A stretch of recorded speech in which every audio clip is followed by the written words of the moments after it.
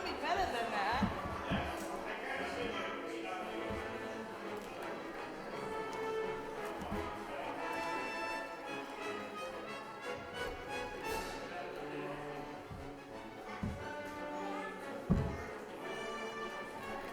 Janine, you're else. He's doing it now. And he's gonna give you the mouse.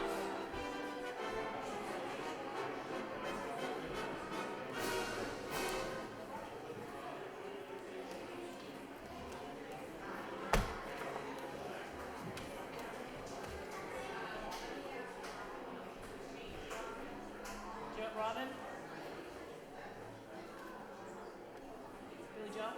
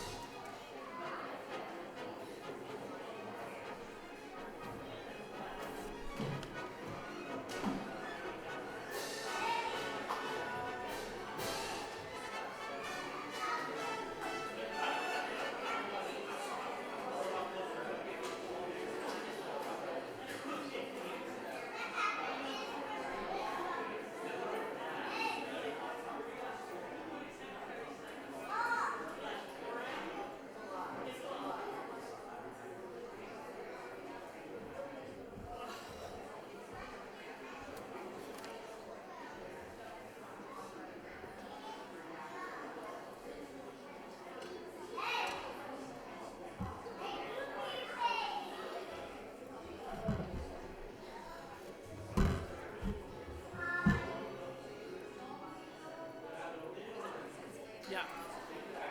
But that will be after. Yeah. And I fixed the agenda, Janine. Janine, we will vote. We will vote separately, yeah.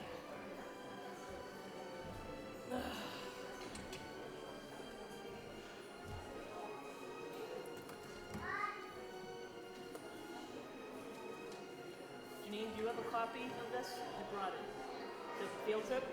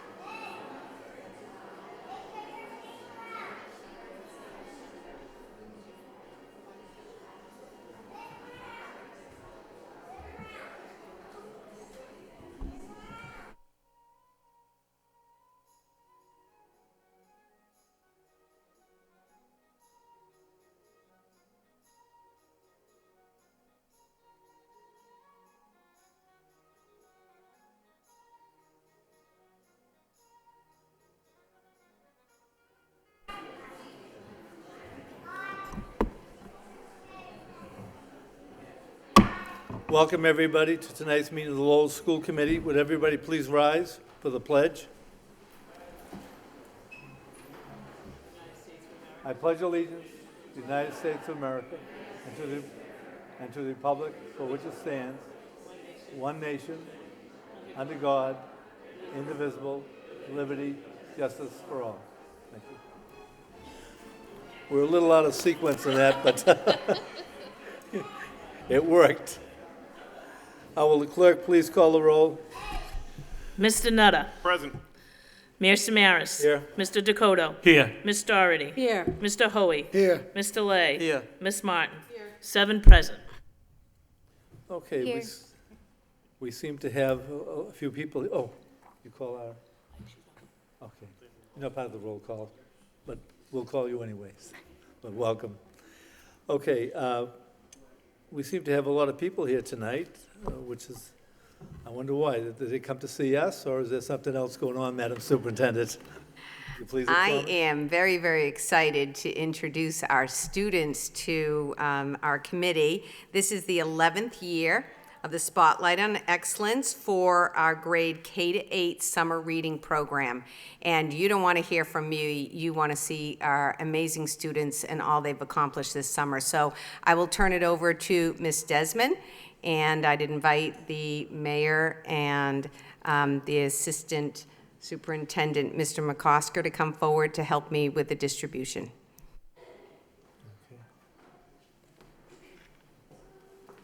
Yeah.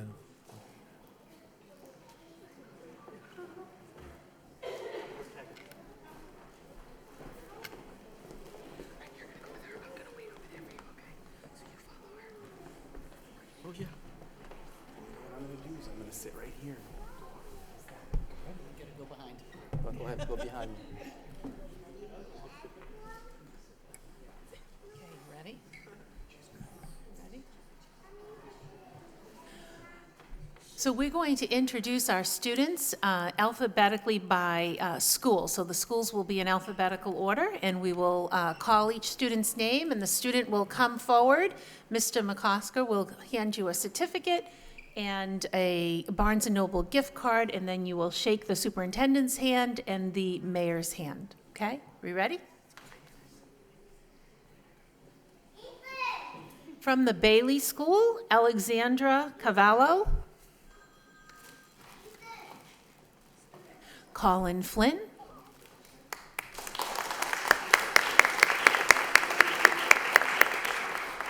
Sasha Wainina.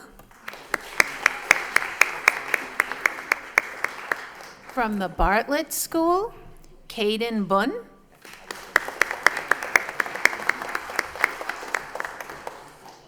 Nana Coffey Doncor. Maxine M.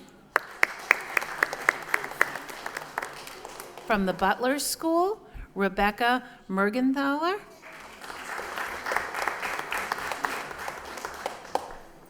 Jamali Salazar.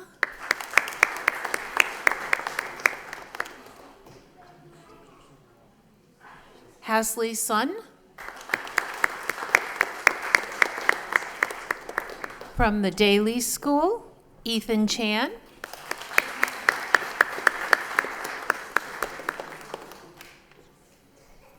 Douglas Forsyth.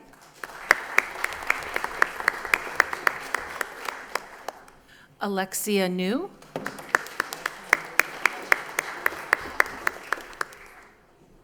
From the Green Elm School, Kaylee Carolyn. Ivan Ramirez.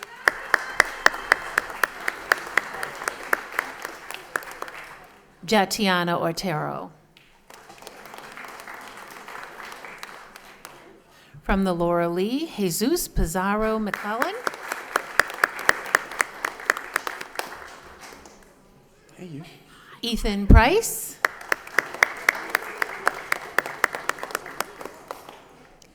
From the Lincoln School, Jaden Horn. Lita Loy. Christopher Ruiz.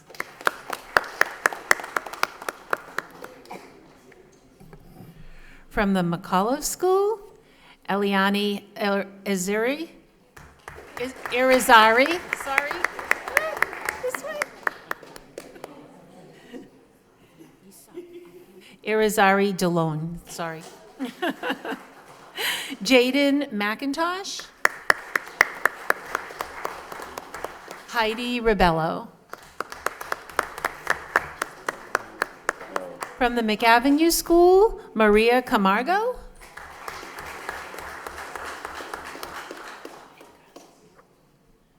Chanel Campos.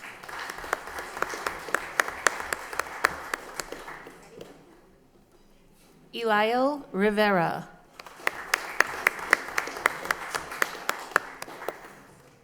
From the Moody School, Ariel Cardia.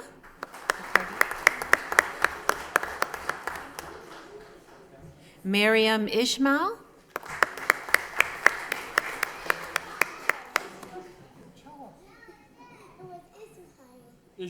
Ishmael. Ismail. Thank you. Eddie Lynn Penor. Here. Okay.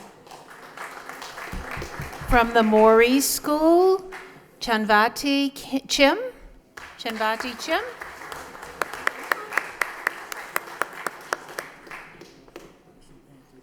Kylie Panjanjuvong.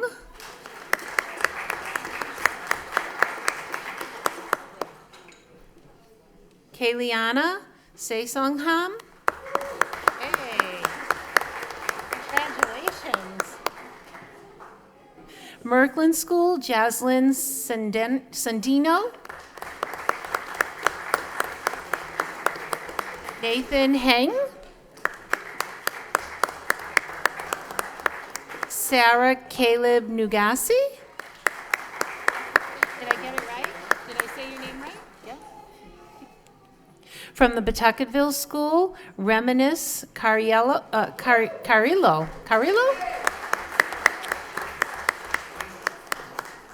Christopher Curia. Just tell me where to go down. Right? Donica Var.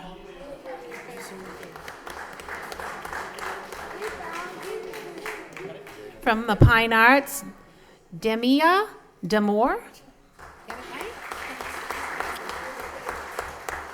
Patrick Dew. Angelica Parara. Did I get it right? Pareja. From the Riley School, Olivia Baroche. Here, not here. Nathan DeMello. Mara Tobin. From the Robinson School, Lucy Bridge.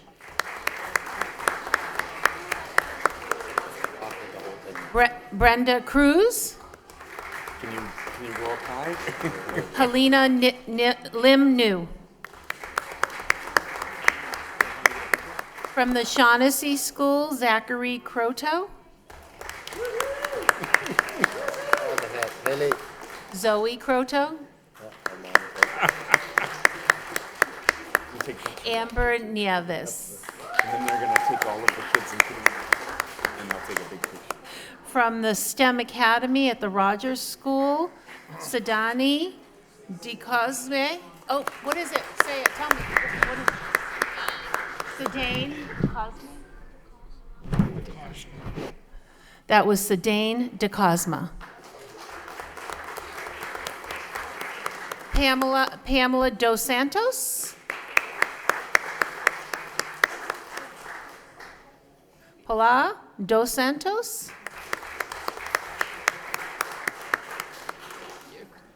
From the Stocklosa School, Fiona Lay. Daria Sam.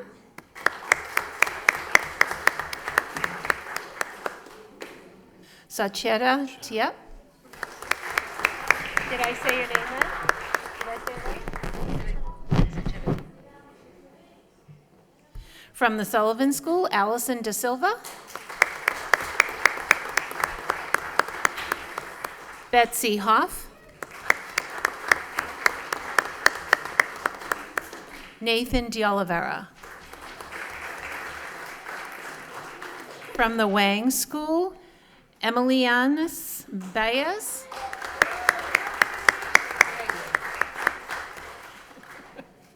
Eliana Shaw.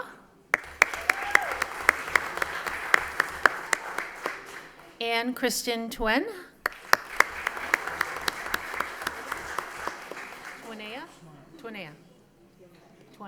Twena. Washington School, Kaylee Sang. Sufyan Sayed. And Haley White.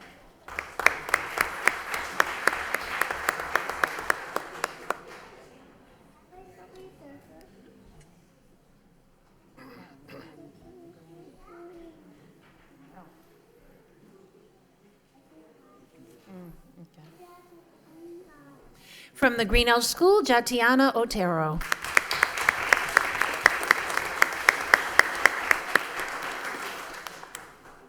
And if we could have one more round of applause for all of our summer readers.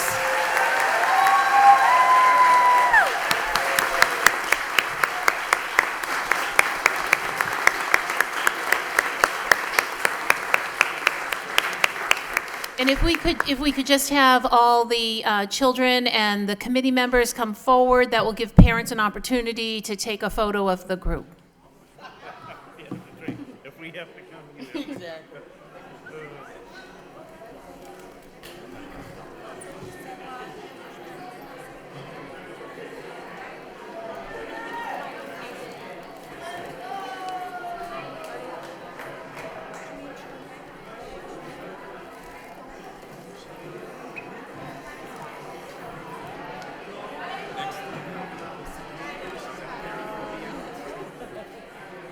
How are you?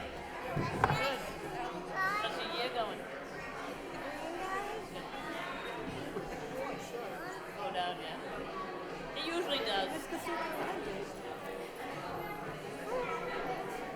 សិតតែក្បាលច្រើនណាស់មើលអត់ឃើញ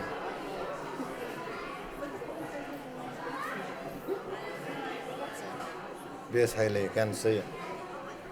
Hey, smile. Much better.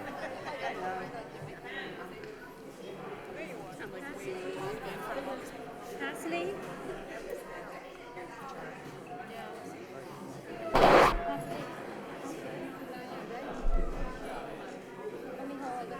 I don't see it there.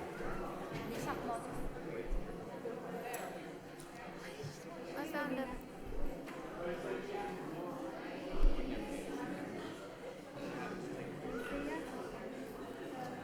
Nhâm Haley.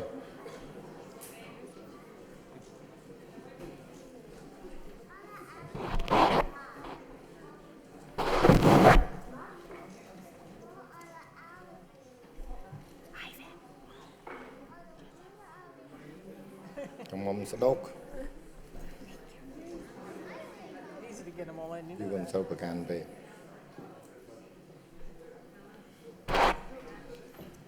Viên thọ ru con không. Oh, look at those kids smiling. Let's do this side here. We switch places. Thọ bà này. Đưa Haley về nhâm mà Haley.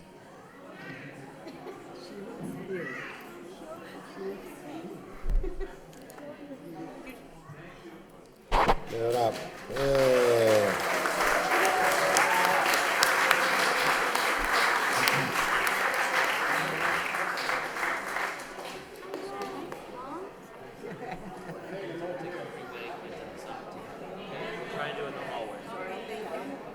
Sarah, come here. Hello, how are you? Ivan, you're gonna walk this way. Did you come see Haley? Yeah, your sister in there too? Yeah. Who wrote more Haley? How do you feel? It's all right. The microphone. Yeah. I'm right here, honey. Grandmother's waiting out there. Michael's running all over the place. Here she is, Maxine. Your mom's right here. You did it! She's all Nice job. Wasn't that fun?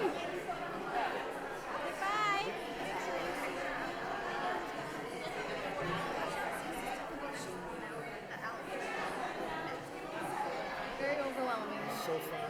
It's all right. It's a fun time. Quite a year at the high school. Oh yeah, it's been an interesting one. Ivan. How are you? I have a granddaughter graduating. Oh yes, who? Yes, yes. Oh yes, I think I've heard of her. Yeah. She just needs a minute to just Yeah. talk. Oh yes. yes. Well, that's what I want. Yeah, yeah. I do. I'm in the student council. I kind of lead one of our groups, the Black Unity Forum. I'm hoping. I make you Love it. We'll see. We'll see.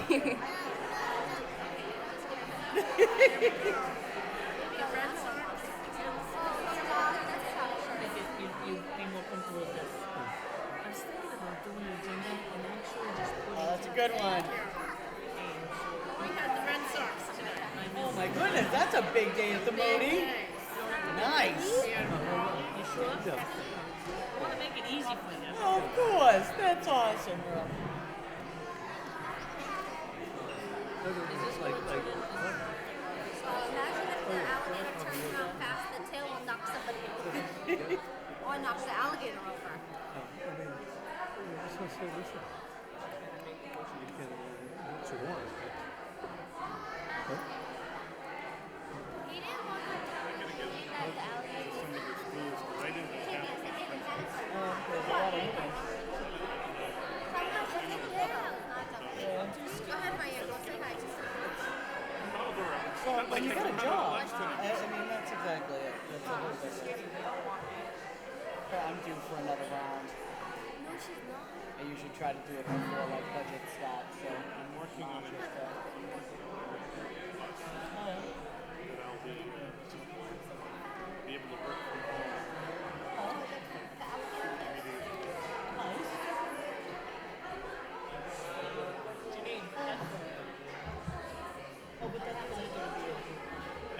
Hey, that all set, Janine?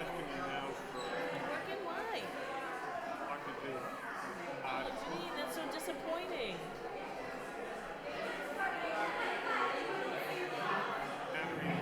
Battery test today.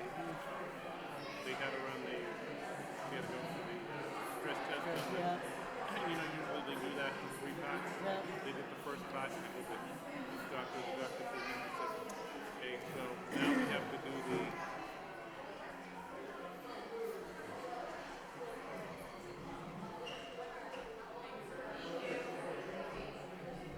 radiation. But it's the one where they hook you up. They were on the podium. Oh, okay. Is that the other I'll try to remember. I'll give you one. Were you sitting there when I was handing them out? I apologize. Yeah. She was one of the youngest people.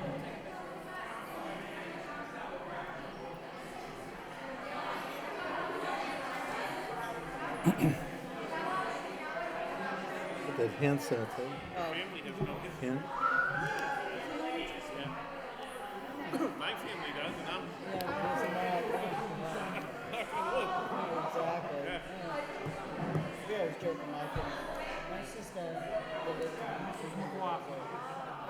Like my father had a hangnail in the 70s. I got it. Every disease on every side of the family. She's just breezing through. That's good. That's a good thing.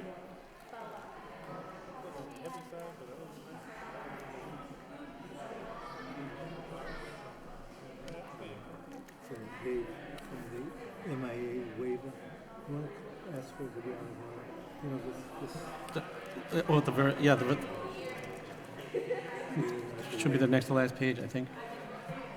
Yeah, right here. yeah, What about that? just has to be, take it out of order. Oh, to take it out of order? Okay. And I got a quick. Thank you. It's on again. I know I'm going to talk.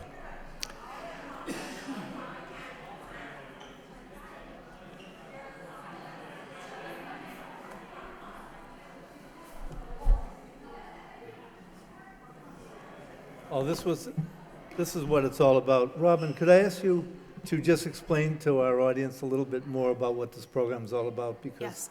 I think these students earned the recognition, but I think they want more information. Yes, yes. So this night is in celebration of our summer reading program. We have a K to 8 summer reading program that Melissa Newell, our coordinator of literacy and language arts, K to 12 heads, and with the literacy specialist support and the principals and administrators at the building and the teacher support, the students are challenged to read throughout the summer and log in their reading minutes.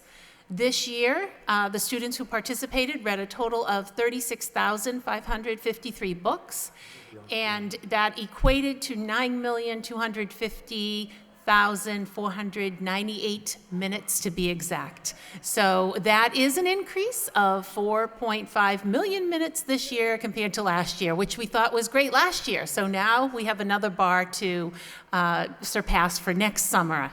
I do want to mention that we have several partners in this that support us by providing incentives for students in the schools.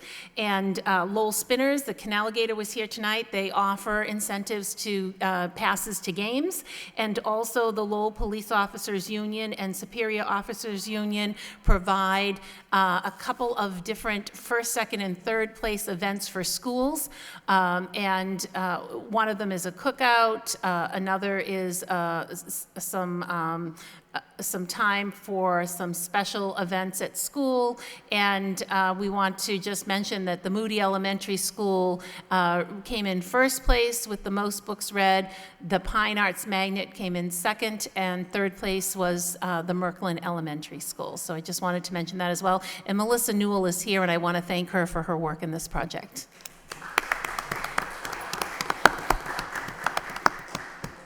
And I would be remiss if I did not thank the parents and the guardians and the school committee for all really talking this up throughout the year, letting me speak about it several times throughout the year, and supporting children. Thank you. No, thank you for everything that was done. Thank you.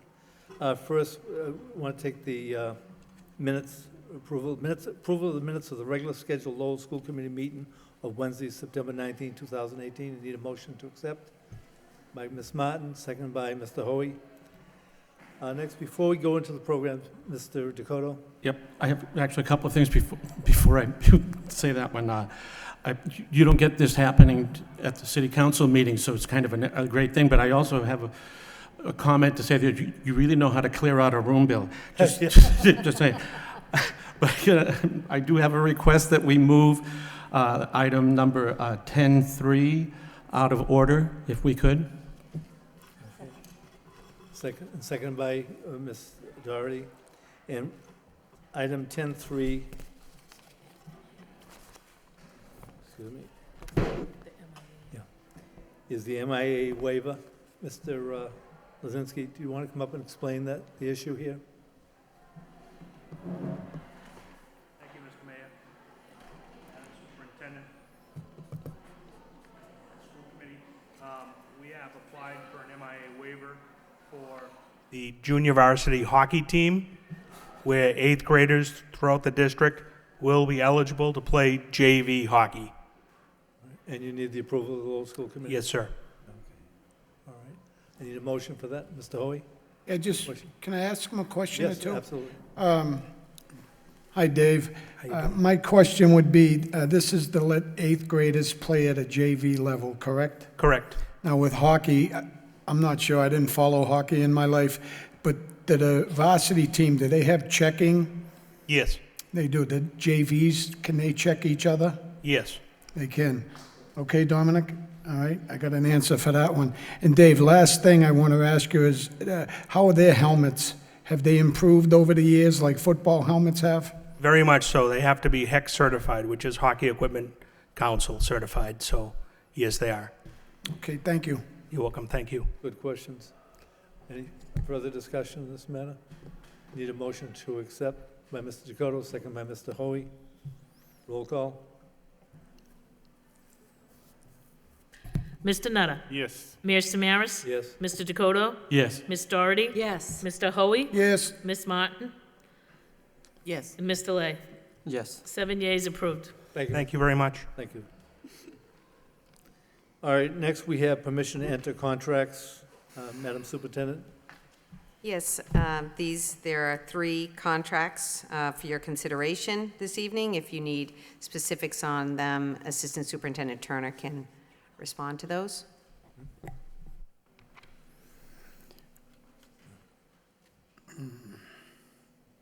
Ms. Doherty, I'm sorry. Motion to approve? Motion to approve. Second, your question? 2 things. One, I will second that motion. Okay. But I'm going to recuse myself from voting on this. One of the items is research for better teaching. The company I work for a printing company. We print manuals for RBT. We don't know who they sell them to, but just Understand. because it may be an appearance, I'm just going to recuse myself. No problem. Okay, roll call. Mr. Nutter? Present. Mayor Samaras? Yes. Mr. Dakota? Yes. Ms. Doherty? Yes. Mr. Hoey? Yes. Mr. Lay? Yes. Ms. Martin? Yes. 6 yeas, 1 present, approved. If necessary, I can be the second on that Yes. instead, if Need be. Thank you. All right, next we have 5.2 SEIU Clerk's Ratification Memorandum Agreement. Any questions regarding this contract? Madam Superintendent? Yes, these are 2 contracts for your consideration, one from July 2016 through 17, and the other from July 2017 through July 2020, with the clerical staff. And we have to take two votes. Okay, Section A first. I need a motion for section by Ms. Doherty, second by Mr. Dakota. So I need a motion to approve the SEIU Clerk's Ratification Memorandum of Agreement, Section A. I've got that approval. I need a roll call. Mr. Nutter? Yes. Mayor Samaras? Yes. Mr. Dakota? yes. Ms. Doherty? Yes. Mr. Hoey? Yes. Mr. Lay? Yes. Ms. Martin? Yes. 7 yeas, approved. Okay, next we have a motion to approve SEIU Clerk's Ratification Memoranda of Agreement, Section B.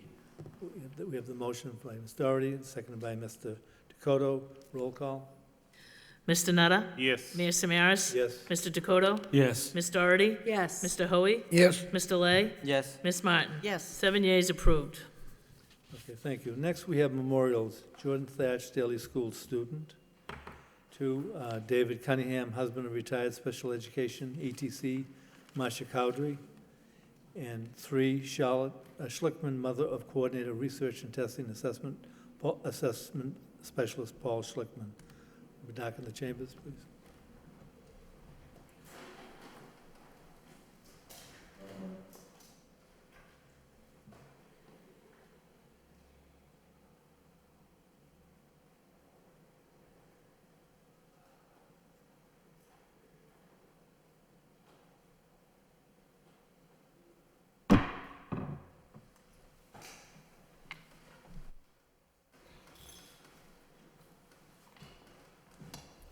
Thank you.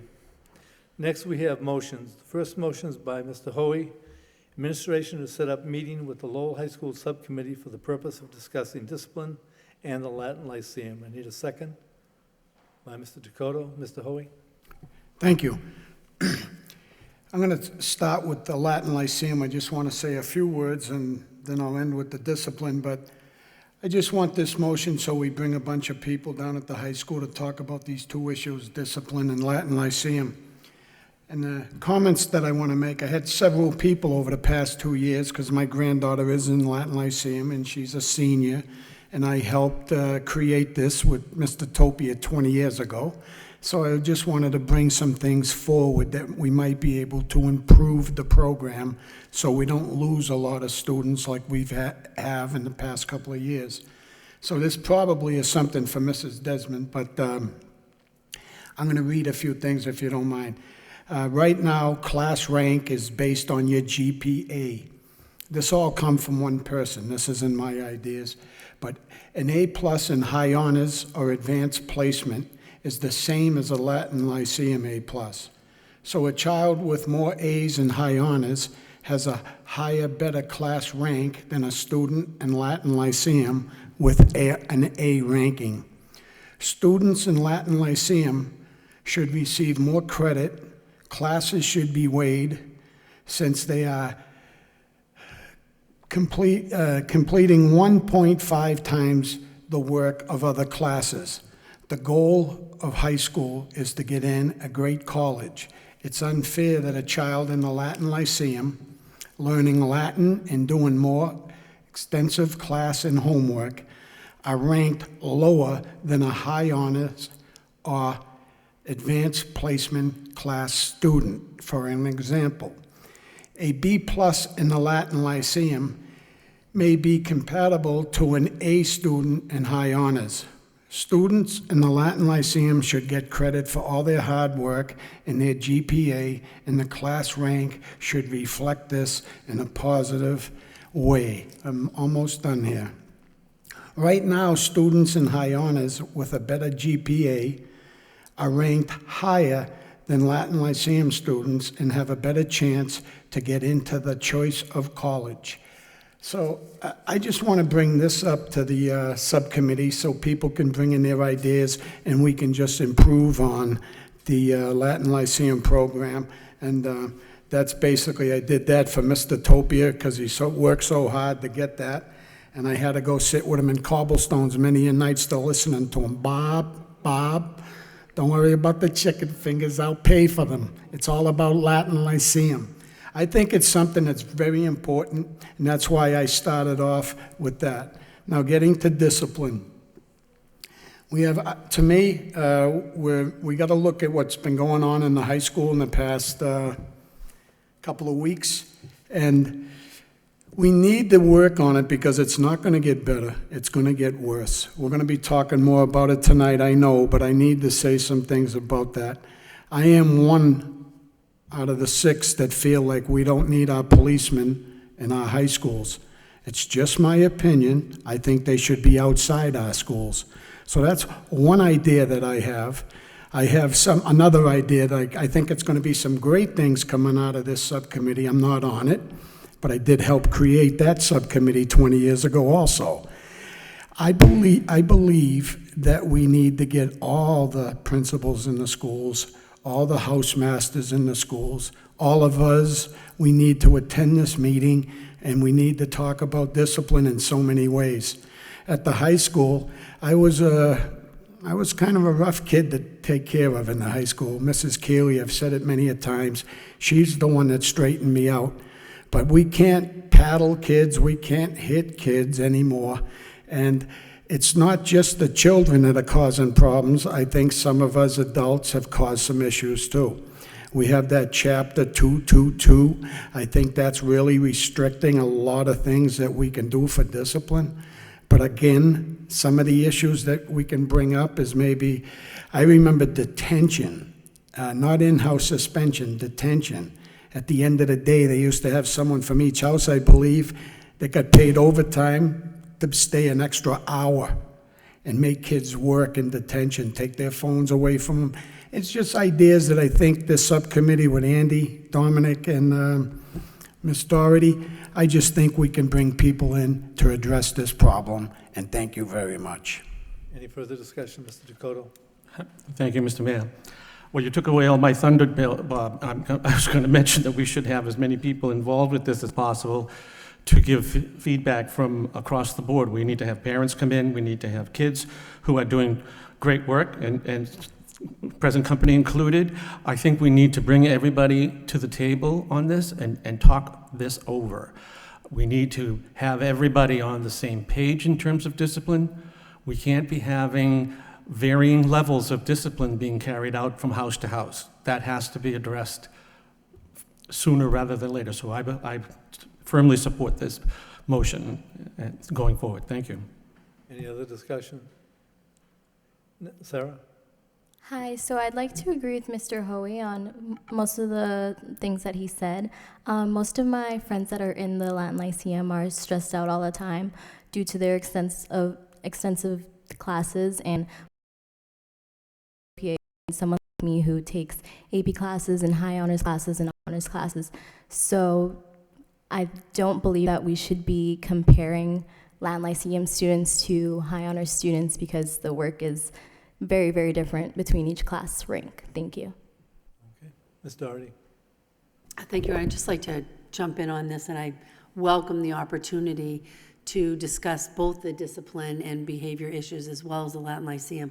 As the mayor knows, way back, I don't even know how long ago, I got involved with similar concerns about the Latin Lyceum and the weighting issue.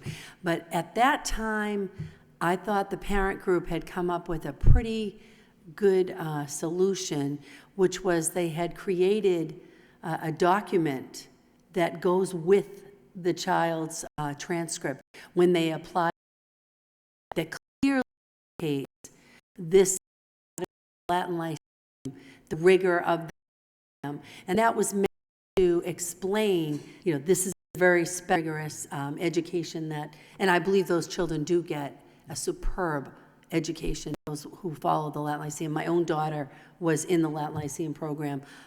She graduated 4 years ago, so it's been a while. But I would love to revisit and just update and see if they're still using the materials and data that the parent group put together. I think it was over 5 years ago, with this very nice letter explaining to the college admissions staff just what is the Latin Lyceum and why it is such a special program. So I welcome the opportunity to, get an update look at, what's happening in the Lyceum. Thank you.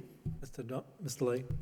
So with that, Ms. Dorothy and Mr. Dakota, do you think we should have a high school subcommittee meeting sometime next week? If we have time for that. Yeah. Okay. All right. We'll have the clerk poll the committee as to what. Do you have a day that you would like to have? I know Tuesday. Mr. Hoy? Yeah, just to you, to the superintendent. What's your feelings on it? How long would it take you to maybe to get all the principals, just to at least tell them about it? They don't have to make it, but it would be nice to hear. It is a holiday weekend, so it's going to shorten that week as well. And I know that we already have several meetings scheduled for next week, so I'm just concerned that I'm just trying to look at the calendar to see. Week would probably be a lot. Yeah, I think it would take more time than a week. Yeah.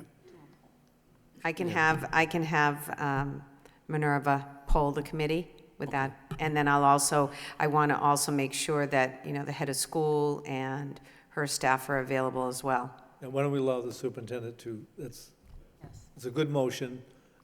I mean, we can always take the time to review these issues, but the thing is, we also want to give the staff the time and everyone else the opportunity to be present.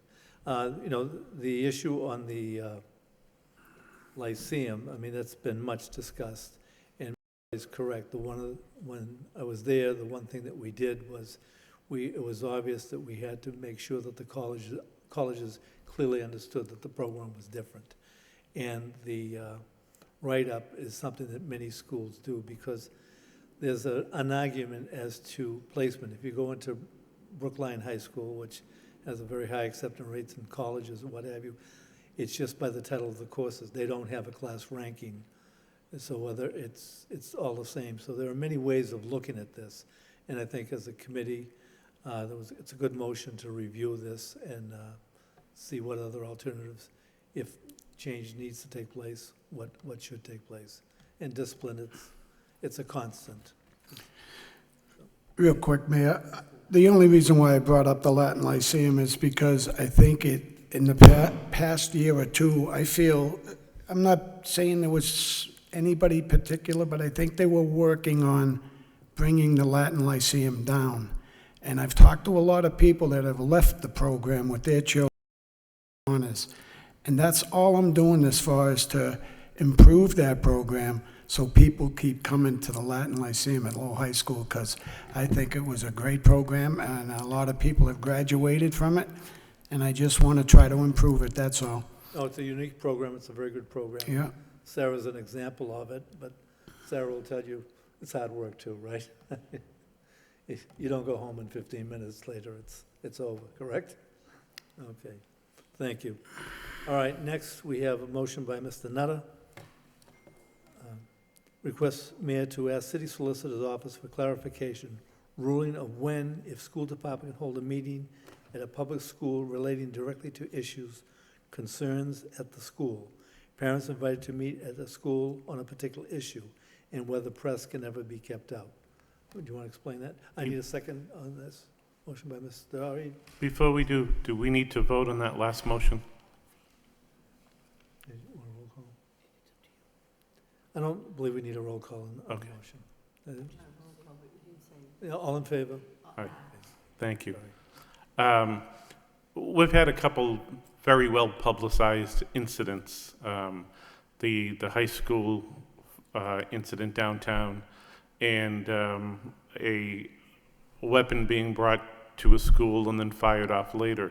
And we've had a couple of meetings and have invited the, parents and business people from downtown, to participate. And I just want to make sure that, we continue to open these meetings and to work with the press. The press can be an ally, and they can help us get out positive messages, and I just want to make sure that Correct information. Yeah, incorrect information, and that we don't, I know sometimes there's a hesitancy because, on occasion the Sun, may be gonna bash one or two people, but, usually they try to work with you. So I just want to make sure that we, keep open to WCAP and the Lowell Sun. We're fortunate to have local entities, and we need to work with them. Okay. Any other comments on this, Madam Superintendent? Thank you. I did, in preparation, I did do as the motion suggested. I did confer with the city solicitor and asked if it was if it was open, for example, if we did a district-wide event and it was open to the community, like our family city council meeting, that certainly would be considered a forum for the press, and we welcome that. We oftentimes call them saying, please come out for those things. If it's a closed meeting, like at one of our schools recently, we had a PTA meeting that was specifically for the parents, then that wouldn't be something in her estimation that would be afforded the opportunity for the press, because it is a closed meeting for parents only of that particular school.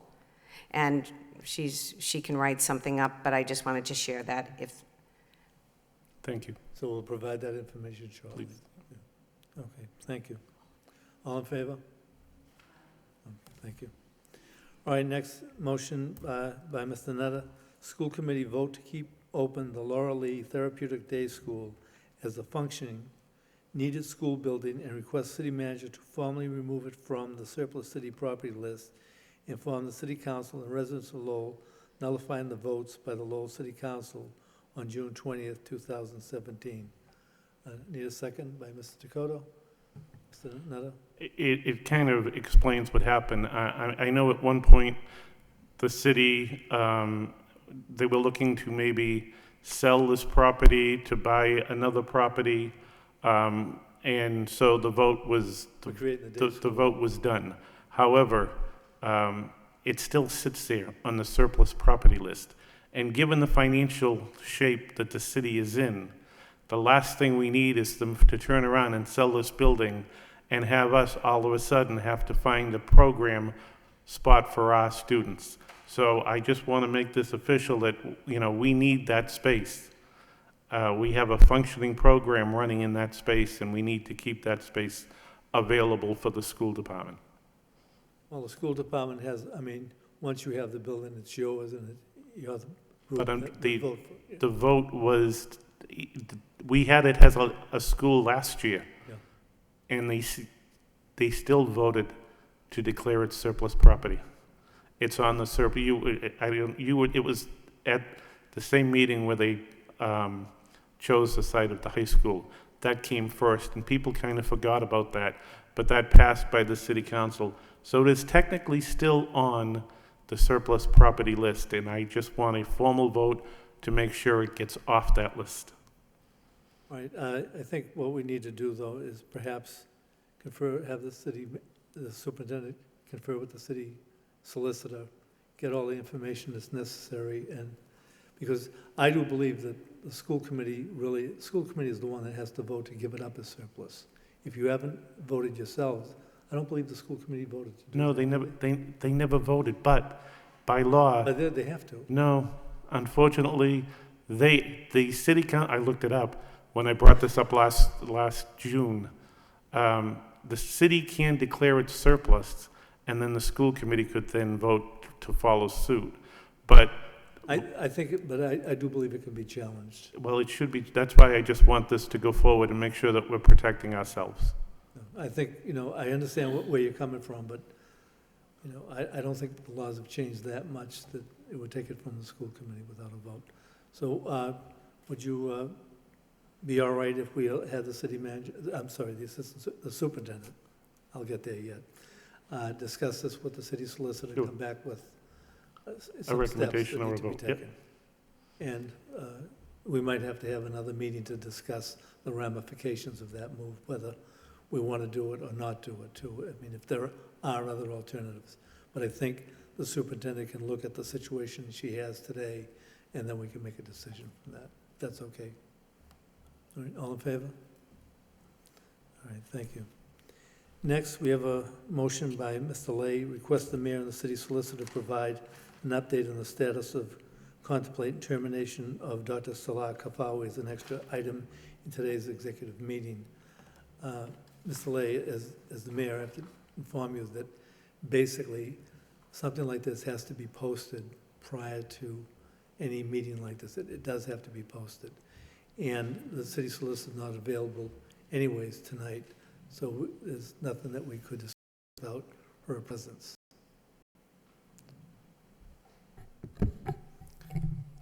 Mr. Mayor, the reason I have this in a motion is because it has been a long time, and some people have wondering what is happening. Yeah, you're correct. Yeah.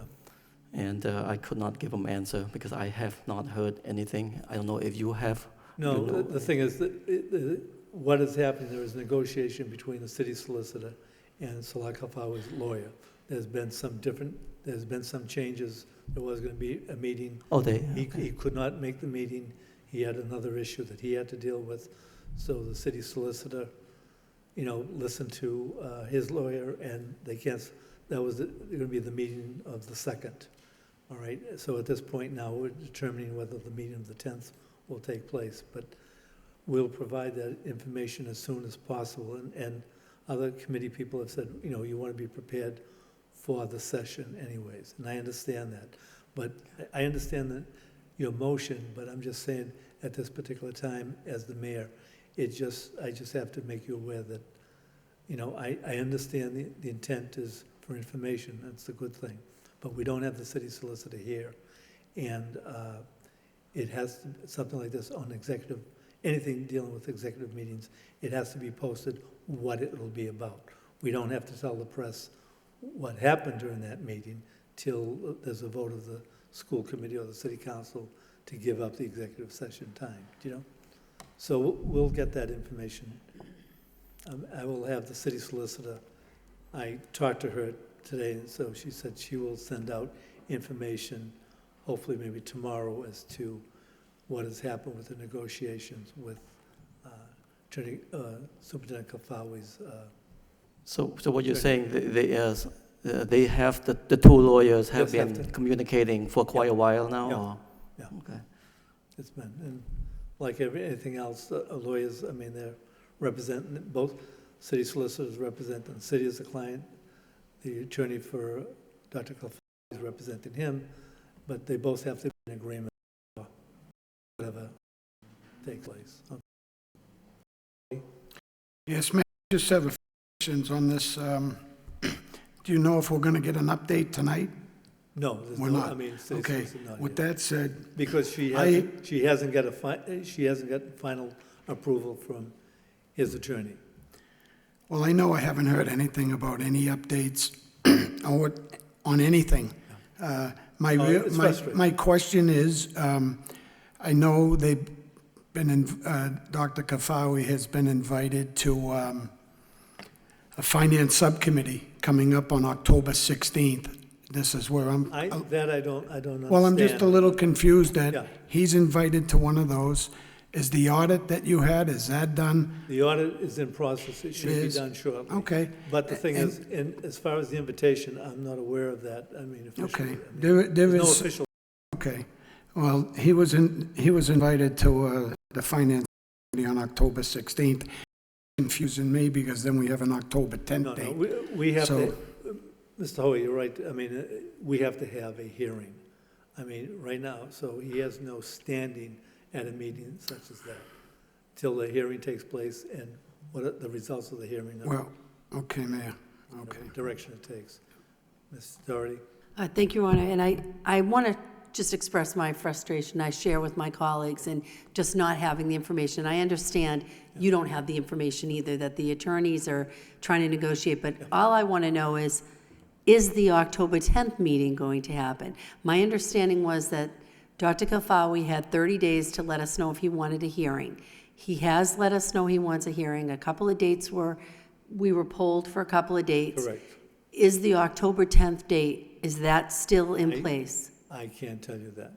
I don't have the answer for that. Okay. So we're all basically just looking, and I know you don't know either, but if the city solicitor I'm aware of. could just give us no, an update. I'm aware of what they're doing, but it's frustrating. And I think that the time it's been well over the 30 days at this point. Thank you. Yes, and I believe the city solicitor should have told us something, and she hasn't said a thing to us. But- And we're the elected officials. Let her run it all. She's the boss. No, Thank you. Mr. Hoey, it's not that simple. She has to be able to come back and say to you, yes or no. I mean, to come back to you and say, I'm negotiating, but, nothing's happening. I mean, maybe that's what has to happen. We'll give you an update. We'll make But sure. Mayor, real nice, let me just say this. There's no way it's been this long and the other side hasn't said something to the city solicitor or yourself. And that's my point. We're all elected officials, and we are the boss of the school committee, and we should be updated on everything. That's my opinion, and I'm sorry to say it that way, but that's how I feel. No. Thank you. I have no more to say. No, that's okay. But all I'm saying is, till we have real information. But the thing is, if you want, I can have the city solicitor meet with us to talk about every step that was taken. Okay? That's where, Mr. Lay, you had your hand up, then Mr. Nutter. Yeah, I just wanted to ask Mr. Hoy was mentioned about the October 16 meeting. I think that has been moved to the 9th. Is it right, or? No. I think there was a. I think our fiscal watchdogs. Schedule being sent to the. It's a different meeting. Different meeting? Oh, okay. Different meeting. If you're asking me a question, I think our fiscal watchdogs, the city side and our side, have invited him to a meeting. That's what I hear, but maybe I'm wrong. Okay, but we'll talk about, that's a different process altogether. Mr. Nutter?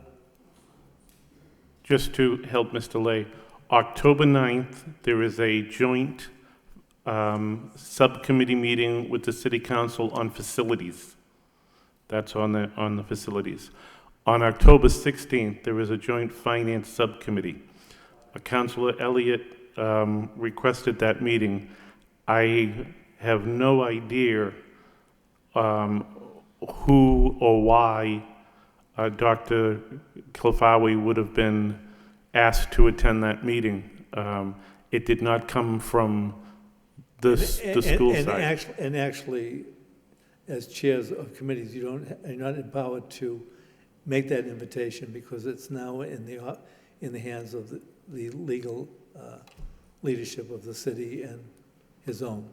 Thank you. Okay, but thank you for that information. Ms. Doherty? Your Honor, I just would like a point of clarification to ask you, and maybe you don't know this. We have been, I think, very patient waiting and trying to be flexible, understanding that Dr. Kilfawi had other issues that were going on in his life. But at this point, it has been well over the 30 days. I don't know if it would be appropriate for this body to say that the meeting happens October 10th, or the time has run out. Regardless of what, I will talk to the city solicitor about having the superintendent poll a committee as to when we can have an executive session that will answer some of Mr. Lay's requests here as to what has been transpiring. You know, I mean, even if it's about no information, it's what has happened. Right. That has created the no information. Okay. Okay. Mr. Dakota, if that makes sense to you. Thank you, Mr. Mayor. I think that the 30 days is that Dr. Kalfawi had 30 days From the to letter. say whether he wanted to have a hearing. There's not a 30-day time limit for us getting that meeting. So he could have waited 29 days and put that in. That is my understanding as well, but it's been several weeks after the 30 days. So we tried a couple of dates. 30 days actually, I believe, starts from the letter when he received the Right. letter. So we've had a couple of dates. We had the October 10th. I mean, I was polled for 3 dates, and I said I can make any one of them, and the 10th was the last one. Yeah. So I just feel like we need to move. You're right. Any further questions, Mr. Nutter? Just to kind of support what Mr. Dakota was trying to say, if you read the language of the contract, the superintendent has 30 days to request a hearing. He has done that. His window would have closed on October 9th because it was from when the letter was given on August 24th. The way the contract reads is then the school committee now has 30 days to set a meeting. So we have to work within that time frame to work with the superintendent to pick a date during those 30 days. We may want it sooner than he does, but again, we have to work with him, work within the contract language. But it still goes back to the lawyers, okay? But the thing is, I will talk to the city solicitor about coming forward to provide you with an update as to what has been happening and why certain things changed the way they did. I'll try to give you as much information as possible, okay? Mr. Lay, you all set? Thank you, Mayor. Okay. Are you going to withdraw the motion? Sure, if we cannot do it, Thank you. What choice do I have? Thank you. We just have to play by the rules, okay? Thank you. Next, we have a report of the policy subcommittee that was given by Mr. Nutter. We just need approval for this motion to accept, and a second to accept and as a report of progress. All in favor? Yeah, Mr. Dakota. All right, next we have reports of the superintendent. The first report is the first day of school report. Madam Superintendent. Thank you, Mr. Mayor. This is your annual first day of school report. It's a compilation of information from all of our district departments, providing you detail with the summer planning and steps for the first day of school accomplishments. I'd like to thank all the staff district-wide who, for their effective efforts to ensure that our students, staff, and families had a smooth opening day, even with the really hot weather. And special thanks to our assistant superintendents for providing the data with their staff for this report. Any questions we got, Ms. Doherty? First of all, I'd like to thank your staff and the superintendent for a very thorough report. It was really very inclusive and had a lot of information, and you guys have been working really hard. That's obvious, to get us up to speed and ready for school start. I did have a question regarding the homeless students and the McKinney-Vento part. Do we have a sense of how many students we have who are currently homeless in our schools?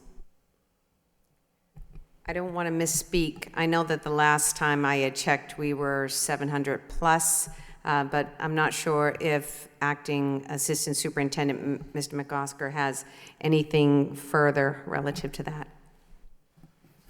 Rosa Segarra Morales, our homeless liaison, in combination with Nancy Humphrey, our McKinney-Vento specialist, are currently updating all the reports to DESE in terms of how many we have. Last year, I think we ended with close to 700. At the beginning of the school year, they spent a lot of time following up on students who were with us last year. Were they returning? Are they still in shelter? So they're working off that 700 number to actualize how many children we now have. I just follow that. So that seems like a huge number. Have we been running that high for years? Because I remember it was more like 300 years ago. I mean, has there been a spike in the number of homeless children? So I think there has been twofold. So we have seen an influx of students coming into our district, McKinney-Vento homeless status. In addition, our schools have been doing amazing work to identify the students. We have protocols in place to do that and reporting it back to us so that we can get an accurate count. And we also do a lot of work over the summertime through our McKinney-Vento specialists and liaisons, going out and doing home visits to really make sure that we have accurate information. So I think it's twofold. It's being able to report better and then additionally, we are seeing an increase of students. Mr. Lee. Thank you, Mayor.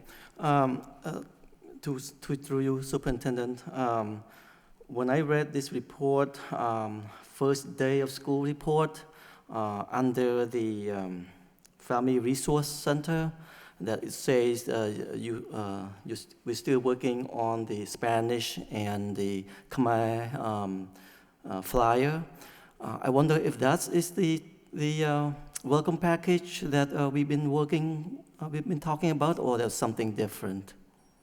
So there are flyers that are prepared for each school, and so Rebecca Duda, when she came on board, had worked with all of our schools to update their school-specific flyers with logos, with a lot of pertinent information about the schools.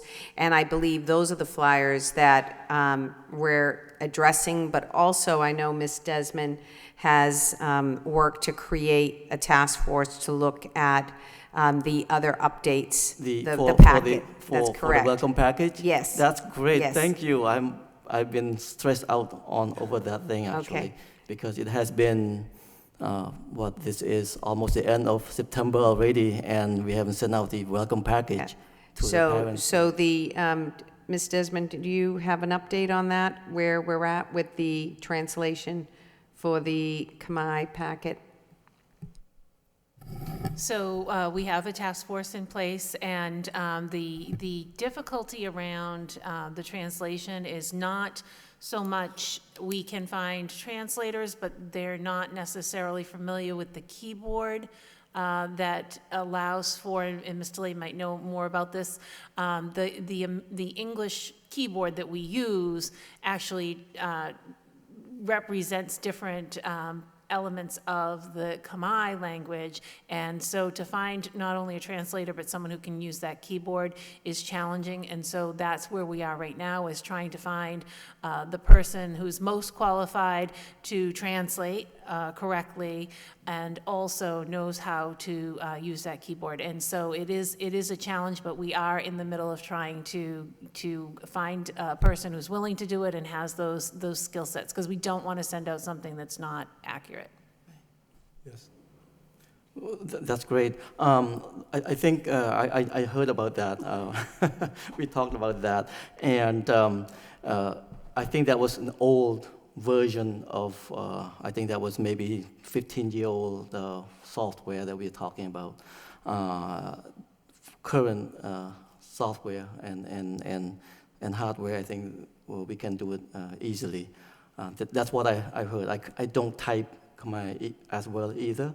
So, but there are a lot of people out there that can do it. It's just younger generation, not the 15-year-old technology. Yeah. You all set, Mr. Lay? All set. Thank you. Mr. Dakota? Thank you, Mr. Mayor. With all of the various translation apps that are out there today, there's got to be one that can do this work quickly for us. There's got to be. There are hundreds and hundreds of translation apps out there. Madam Superintendent? Yes, we do have the capability through Google to translate, but some of our languages, it's very, very challenging. So what we've started to do is look at translating something via Google and then having someone who has the expertise look at it for readability and accuracy, because sometimes it's just a slight word that could change the meaning, and we want to be really careful about that. So there are those systems that are in place that we have right on our own website, but we have to be cautious in just using those lock, stock, and barrel. Maybe the last thing we want to do is tell them to go fly a kite, and just really not what we wanted to say. Yeah. That's right. But, Madam Superintendent, do we use our own staff? Have we ever used anybody from the CMA? Because that is part of their specialty, doing translations. So in the past, since before my time, we have used our own staff for our for Spanish, Portuguese, Khmer translations.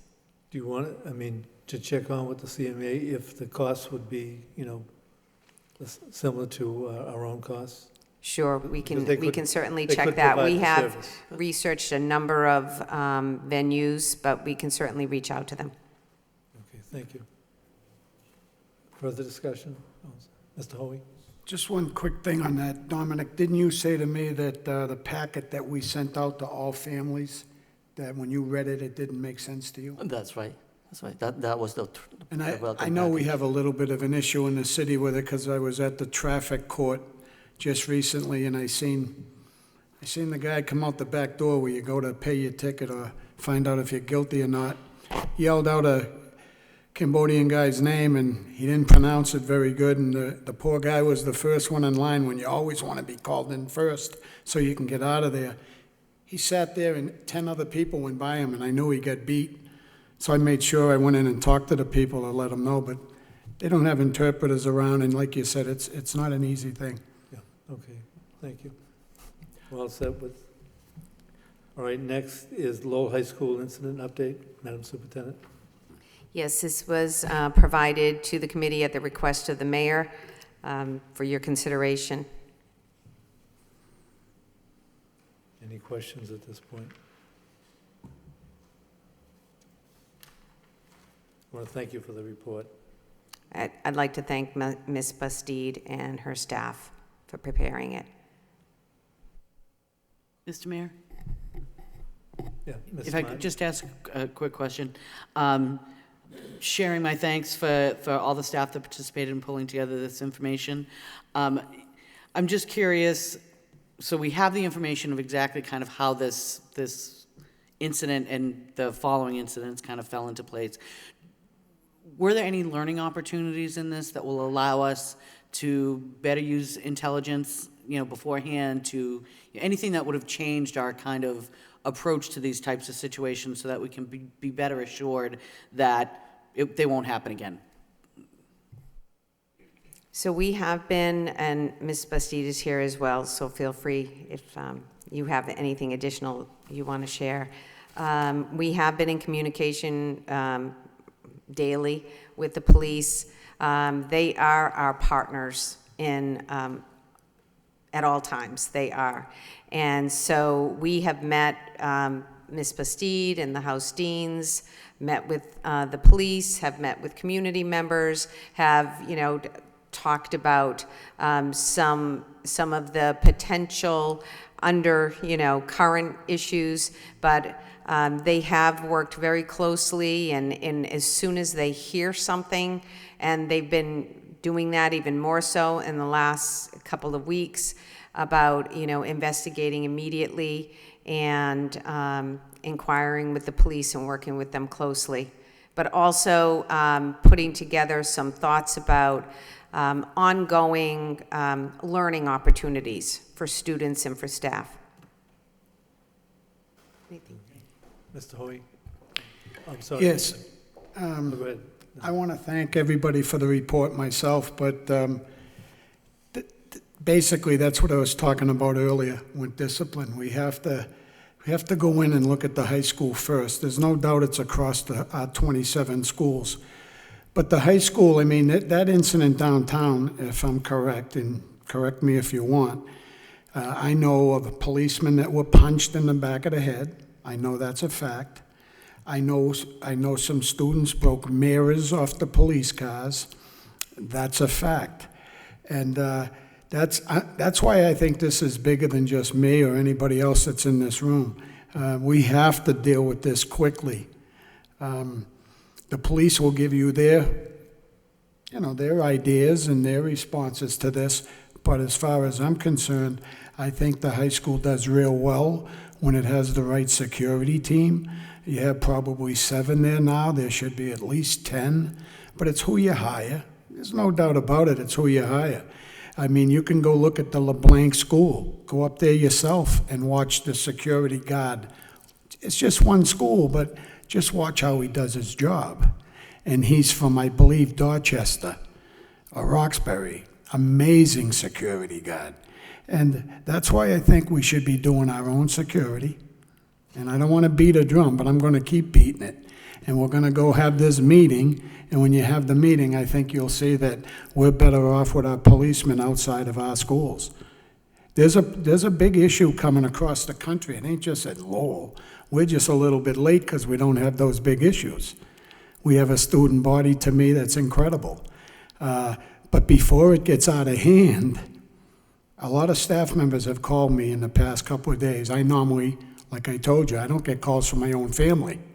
I've had a lot of calls on this issue, and there's some people that are very nervous. So I think it's something we have to move on, and don't just push it to the side. Stay on the issue. Thank you. Ms. Bastide, do you have?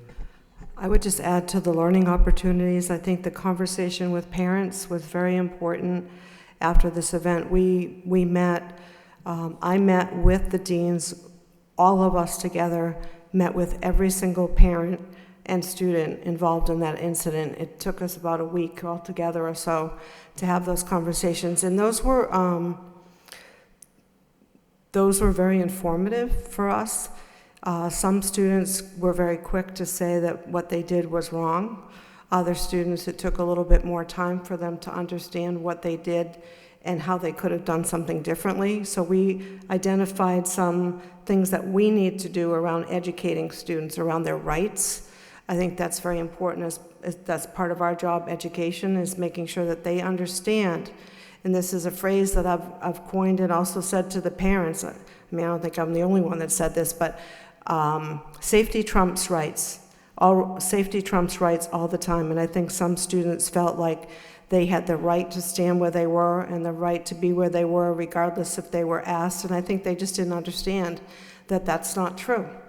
That's not true, that when the police ask them to move, they need to move. So we had a lot of conversation around that with students, and parents, for the most part, were extremely supportive. So I was pleased with that. The other learning opportunity is we had, I think the superintendent talked about this a little bit as a parent meeting, and I know a few people on this committee were at that meeting, and it wasn't a lot of parents, but there were about 35, a lot of very concerned parents and passionate parents that want to be involved, and we have spent time. I know Mr. McCusker spent some time with me this weekend meeting with some students, and Superintendent Durkin was at the school a whole entire day and back again, and trying to meet with students and talk to them, because I think there's more to this. I think, and Mr. Hoey's right, there's more to this situation than what happened downtown. I think we need to have a lot more conversations at the community level with the mayor, with the city manager, with the police department, with the school committee, with the parents, with the students, and I think there is some unrest.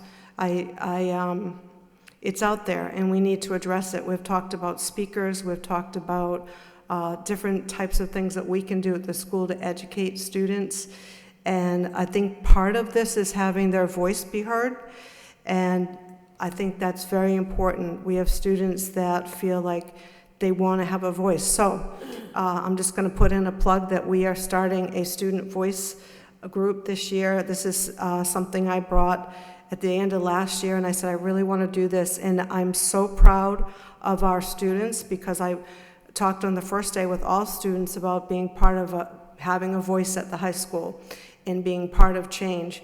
And you never really know what's going to happen with that. And they actually had to fill out an application, so it's a little more work than just signing your name to something. We had over 120 students. I know that doesn't sound like a lot out of 3,400, but that's really a lot of students that want to be part of having a voice at the high school. So I'm really proud that we have that many students. I'm working with Project Learn. LZ Nunn is helping us figure out how to set this group up. She helped me in put the application together to send out to students, and she's helping me with some other another group, consulting group that's part of what they're doing to help the high school to put this student voice group together. We're also doing the same thing with staff members, a staff voice group. And I know, Mr. Hoey, you talked about staff that were concerned, so we're also doing a staff group. And now we have a whole group of parents that want to be part of a parent voice group. We also had community members that really want to participate, teen block. We had another member at our Sunday meeting with the students. There's a lot of people that want to help. And I think that we should be very happy and proud of that. So now we just need to all come together and figure out how are we going to help our young people have that voice and try to build those relationships so we never, ever, ever have happen what happened about 2.5 weeks ago. A question, have you talked to the business people in that area? As an example, Enterprise Bank had to shut down for over 15 minutes. So it's unheard of, a bank having to shut all its doors. So I think it would be wise to, there are different groups that meet with the local downtown business people, but always found it to be very useful to.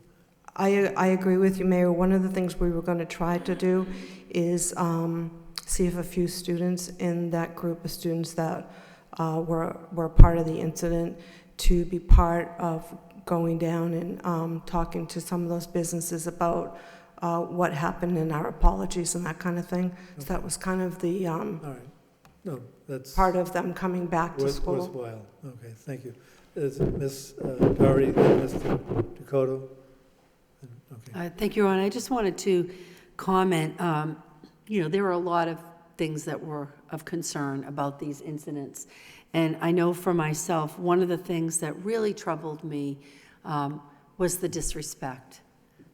That's not how I see our students. That's not who we are as a community. And I think that we all recognize when you're looking at issues, let's say attendance or behavior, the rubber hits the road at the high school. But these things about what does respect look like? How do we treat each other with respect in a community? How do we respect authority figures? That starts in the early grades.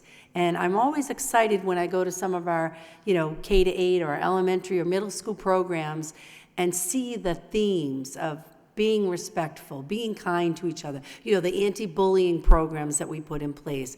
So as we move forward, and I'm very encouraged to hear what Head of Schools Bastide has been telling us about the idea of student voice at the high school, that really looking and focusing on the education piece and defining or redefining what is our culture at Lowell High. Who are we as a community? And how do we embrace each other and our differences and be respectful? Because that's really, for years we prided ourselves on our sportsmanship. You know, we go to events, and Lowell High, our teams, they dress well, they speak well, they know how to lose and win well. You know, these are things that we have held up, you know, that's who we are as a community. And to read about these reports and hear about our students behaving in this way was appalling to me. And I understand what my colleague says, you know, the discipline piece, you know, the having the officers in the community, but to me, it's more about the relationships and building that camaraderie and trust between our police officers and our security officers and our students than the punitive aspect. But I think we need to reset it. It looks like we are, and I'm totally in support of these efforts and keeping us involved in how we might be able to help, because we can take this incident that has been a blemish, you know, and a bad way to start the year, and we can turn that around into some real positive growth, you know, for our staff and our students and our community, and that's really would be where I'd like to see the focus. And so I'm very encouraged by what you shared with us tonight. Thank you. Mr. Dakota, then Mr. Hoey. Thank you. I agree with you, my colleague, about that kind of process that we've been going through for a long time. But I think that really the bottom line is for success on this is parents have to be on board as well. And I want to get back to what you had commented on, Mrs. Bastide, about by and large the parents reacted pretty positively in terms of support for you. Was it 100%? And what kind of support do you think you're going to be getting from those parents going forward with any of these initiatives that we're going to try to put through?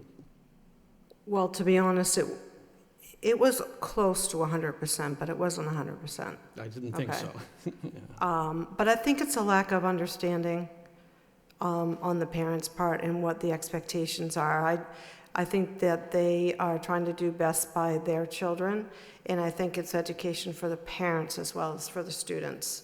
But I am trying to enlist their support going forward and helping our school move forward from this and be better because of this. One of the things I was just going to respond to Ms. Doherty is that our focus this year at the high school are the 3 R's. And the number one thing for all of our teachers, we talked about this today at the early release day, is relationships, rigor, and relevance in the classroom. So the number one thing is to develop relationships with students, because this day and age, they don't automatically give you respect. You have to develop those relationships, and then if you have the relationships, students know that you care, students know that the teachers are invested, then you build you have the rigor and you have the relevance in the classroom. But really the relationships is first.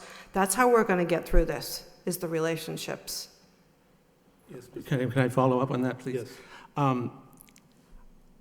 I've heard from some of the staff, and I can remember for years from my experience of teaching at the high school that a typical question, where do you teach? I teach in Lowell. You teach in Lowell would be the reaction. And of course, aren't you afraid? Because we had at some time a lot of gang issues. And so, but I said, I feel perfectly safe. And you could pull almost the entire staff who would say the same thing. They all felt safe. This is the first time I've heard some staff members say they're scared. There have been a lot of fights that I've been hearing about that haven't been publicized, and so I'm concerned about that. And I think if we have got to address this discipline issue headlong. This cannot be pushed off to the side. It can't be mamby-pamby. I'm sorry, the time for that is gone. I think when you have a police officer, a veteran police officer, never more scared in his entire life in that particular event, that's telling to me. So we've got to really address that. Right, I agree, and I will say that event rocked our high school, not in a good way. No, absolutely not in a good way. No. The staff really was affected by that. The admin team was very affected by that, and all the students that do what they're supposed to do every day were affected by that. Absolutely. So this is greater than it just involves everybody. And I know that our staff, some of them are very nervous right now. We did meet with them, superintendent and I did meet with the staff Monday morning when everyone came back after the incident. And I also addressed the staff about a week or so ago on an early release day, talked a little bit more about the incident, trying to update them what we're doing. But right now, there are definitely some staff members, and we need to work on that. That's very important.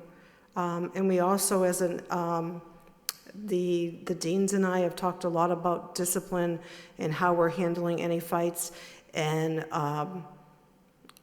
we are, I'll just say that we are, I want to use the right words, seriously addressing every issue that comes our way. Not that we haven't before, but we are double making sure that we can address with consequences following school policy, if you get my drift. Yes, thank you.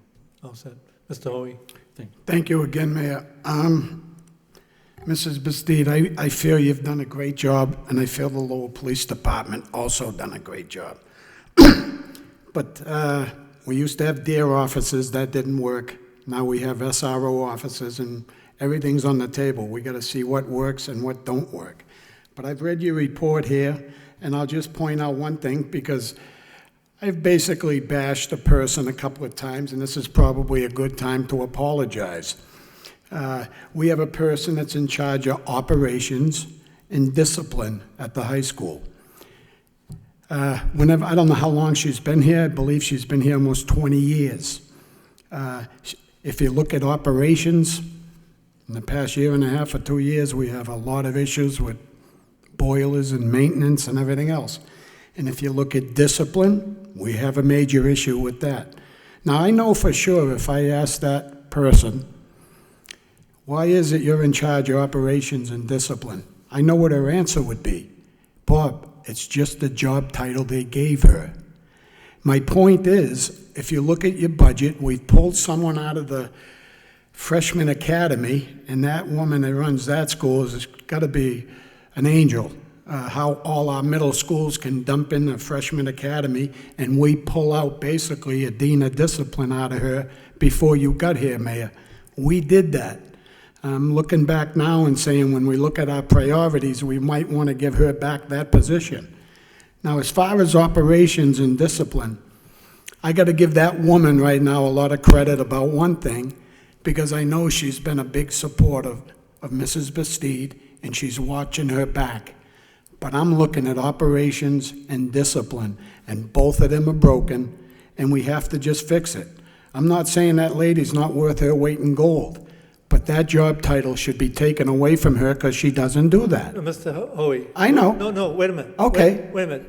We don't do an evaluation of any staff. Oh, I'm not doing that. You're crossing the line. Okay, then thank you for fixing it. Okay. But it's in this report that you had a presentation by your operation and discipline supervisor. Discipline supervisors, and you should know, Mayor, are your house masters. I forget their new name. That's who's in charge of discipline, and that's who needs help. They're not all the same. Your 4 houses in there, I'm not going to say how many, but 1 or 2 might be great, and one or 2 might not be great. All I'm worried about is fixing the issue. I have a lot more respect for this woman than ever, because I know she's had this woman's back. So she's earned her weight in gold with me. I'm not coming after that person.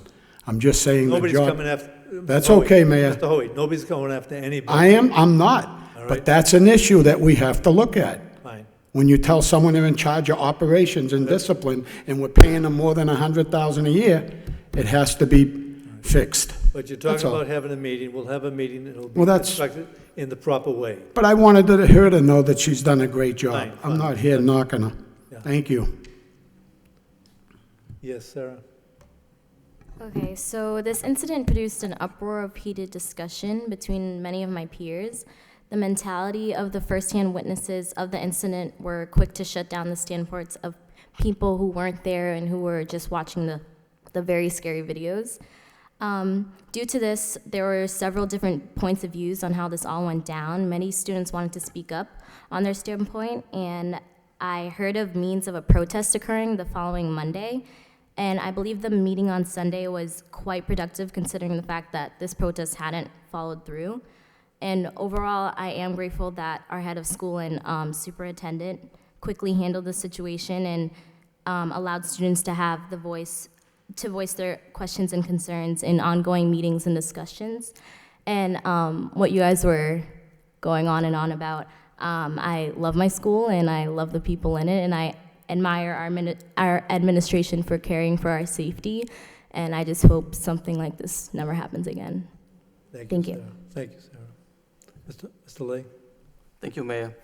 Similarly, before Sarah spoke, I thought about similar thing. Superintendent had a meeting with parents at the high school with Miss Bustid, and I was struck by one student when she said it's not, it is a sensitive issue in terms of discipline and safety, but the student also mentioned that it's not us versus them, student versus authority, because the students do want to feel that they belong, and it is a sensitive issue that we have to think about that. The majority of the students are good students. We may have only 2 or 3 that start this whole thing, and so when we talk about discipline and safety, we have to keep in mind that the majority of the students are great students. Well Thank said, you. Mr. Lee. Well said. Mayor, real quick, short and sweet. When you're looking at anything, when you're trying to have discipline in any type of building, first thing that I think you have to fix is, I grabbed my phone again today and talked to that girl again, insolence. The way you speak to somebody and you say the F word to a teacher in her face. I don't believe we just got 2 or 3 children. I believe, we have a few different numbers. You got maybe 60 kids that really need some discipline, and then you got 600 need a trade school. We all know the issues. But that's the first thing that I would go after. Or maybe an ID, making sure everybody, you want to keep their IDs on them? Give them something on the back of it that opens and closes a bathroom. They'll keep their ID on them. You buzz yourself in. If they didn't have their ID, then they can't use bathrooms. There's ideas that we can do about that. But as far as insolent toward a staff member, to me, it's the first thing we got to fix. That's how you get respect. Nobody should be dropping the F-bombs at teachers. I know it happens. I know it happens in maybe even in elementary schools, but it's happening in our middle schools, and it's definitely going to come up and happen in our high schools, and we just faced it. Mayor, thank you very much. Can I just Yes. add one more thing in? I just have to throw this plug in, Mr. Hoey. We have worked very hard this year, and I think our student representative here can support this around the ID issue, because we really felt like we needed to make sure every student is wearing an ID every day. And I know last year, we could have done better last year, but this year, I have personally been on the announcement every morning asking students to do a check, make sure they have their ID on. I'm standing there in the morning greeting students, checking, making sure students have their IDs on.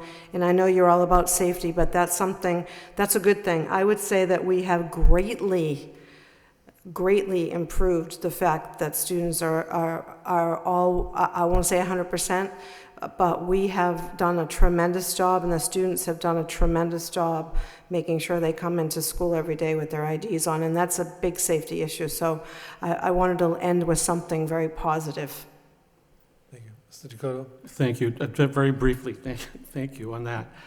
But I think it still has to come back to not just administrators that are trying to enforce the ID badges. I know from past experience, having been in the building for quite a while, that not all your teachers, staff are doing that.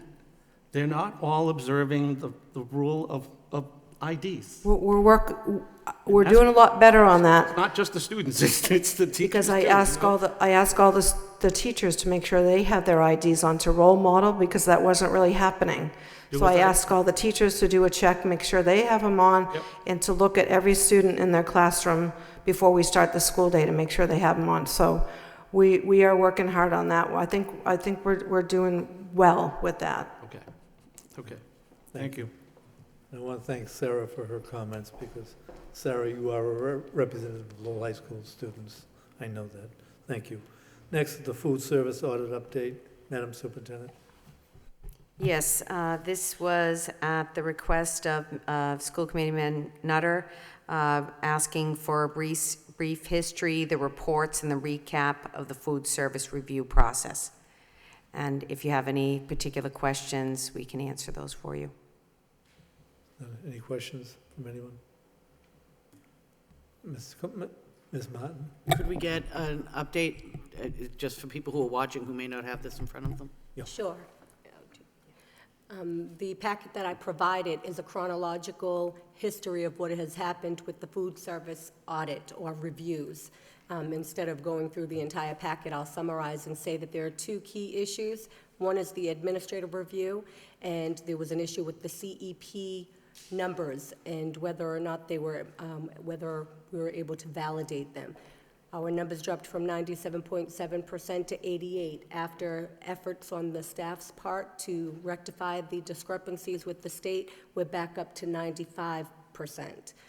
As far as the second item with food service review, it was the resource management comprehensive review, and there were 4 issues that they wanted to explore, one of which was the indirect cost issue.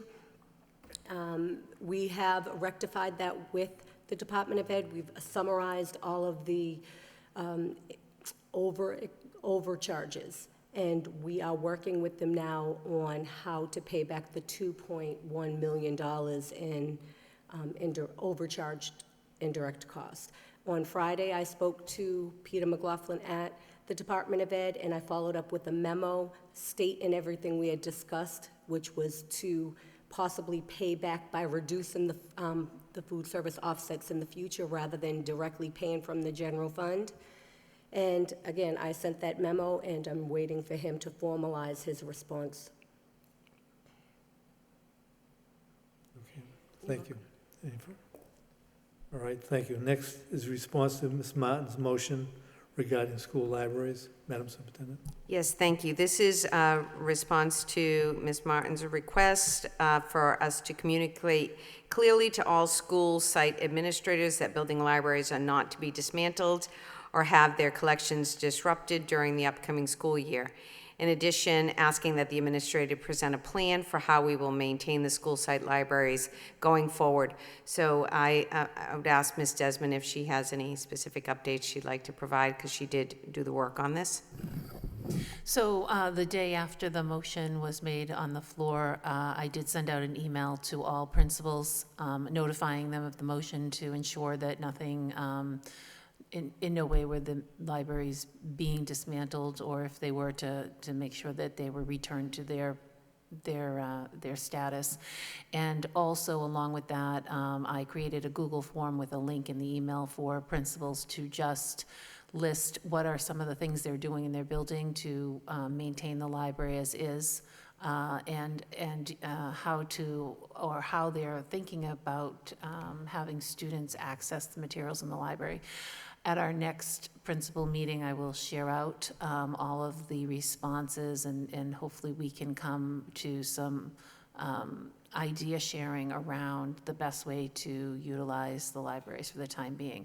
There are many schools that have volunteers who are coming in and checking in books and one day a week, or there's multiple models that have been shared. So I think that moving forward, we'll be able to have a good discussion for, at least in the time being able to keep those functioning to some degree. Which is understood, absolutely, and that I think it's recognized that this will be a challenge, certainly for this current year, and I appreciate all the kind of creative approaches that I'm sure principals and their staff are bringing to bear to ensure that we keep using that resource. It would be great once you have an opportunity to kind of bring everyone together and kind of come up with a a list of best practices and ideas to bring that back to us, just so we could hear how building staff and volunteers have had to stretch over this year to make up for this deficit. And I certainly, I really appreciate the work that they're doing across the district to ensure that this resource remains in place and that it's being used as effectively as possible. Thanks. Thank you. Any further discussion? Thank you. Next is budget update. Yes, thank you. This is a budget update provided by Assistant Superintendent Turner. In addition, Assistant Superintendent Turner has been working on, very diligently, working on a revised budget, which is, I'd like to say, very, very close, like within a day, to be able to provide to you a draft of our thinking at this point, preparing, the existing budget and also documenting any changes that we're recommending at this point. So if the committee wishes to try to see if there's any day in the upcoming week that you could, I know we have a Tuesday finance meeting. I don't know if people are coming out for that, if they want to stay for a special meeting, or any other day next week. I know it is challenging with dates, but if the committee would like a special meeting, we could provide that information. We just were not prepared this evening we wanted additional checks and balances relative to staffing and matching that up with grants, and also ascertaining if what is in the budget also matches with Munis and also matches with what's on our payroll. So there's been a few checks and balances, and I want to commend Ms. Turner and her staff for the work they've done. Okay, before we get an update from Ms. Turner, questions, Mr. Nutter? Can we poll the committee to see if, Tuesday night, 3 of us at least are going to be here anyway. If we could do it after that meeting? I'm sorry, Ms. Turner. I knew there was something. I apologize. Tuesday is not good for Ms. Turner, and I think where she's been so intimately involved in this review, I think it would be important to have her there. Ms. Martin. I'm sorry, Ms. Dakota, then Ms. Martin. I was just going to say, I do think next week is already kind of, it's a short week. There's there's a lot that's already going on. If we could schedule it for the following week, that's if we did it Monday or Tuesday, we'd still be able to get it in before our regularly scheduled meeting on Wednesday, so that we could take any action at that point. I'd be particularly interested in getting the materials early, so as soon as you are ready to kind of finish your process and share them with us, I think that would go a long way towards making sure that we could have a very directed, focused meeting that next week. It would have to be Monday, but I think we could. Sure. Do it. Okay, thank you. Mr. Dakota, I'm sorry. Thank you, Mr. Mayor. If there's any input in terms of how you present the draft to us, if you can somehow highlight in different colors, for instance, the changes that would be made from the original to the current one? The way I built it was to keep the existing budget the way it is, so that you're able to see everything that was done. Okay. And then I added the 3 columns that show the same amount broken down with differences to the offsets in the general fund. I highlighted areas that were changed, and then I put in red any numbers that had to be increased due to underfunding. So I did, Okay. I did. That's great. Thank you. Thank you. Could you just review the budget for the constituents? Okay, yes. So the budget update includes 4 items tonight. The first one is something that we've been talking about frequently, which is revolving fund balances. Many times people will just look at the general fund and measure your fiscal health on that. So I attached a 6-year history so that you could see that we've spent over $4 million in our revolving funds over the last couple of years. And if you look at them, the biggest ones, such as use of facilities, food service revolving, and circuit breaker have all been depleted from millions to 89 cents to 33 cents. So I shared the history with you so that you could see that. The next, any questions on that? The next item is in response to a motion requesting the superintendent provide the committee with a report that describes the play structures. I included a preliminary summary that was provided by our facilities director, and it shows how of the 29 school buildings, 20 do have their own playground or access to a nearby play structure. What we are going to do, to give you a more detailed summary, is we're going to email the principals requesting an update from them. We're going to ask them to list the type of play structures, the condition, whether or not the park is clean and safe, and whether or not they use it. If not, why. If you want it more detailed than that, if you can share that with me, and I'll include that in the email. Yes, Ms. Doherty? Thank you very much. This was my motion, and I really appreciate you going that extra step with the principals, because I think many of our schools that are near a city park, they're not able to use them because they're not kept up, they're not safe for the children. So I think that extra step would be very important, and I look forward to getting that. Okay. But this looks great. Thank you. Okay, thank you.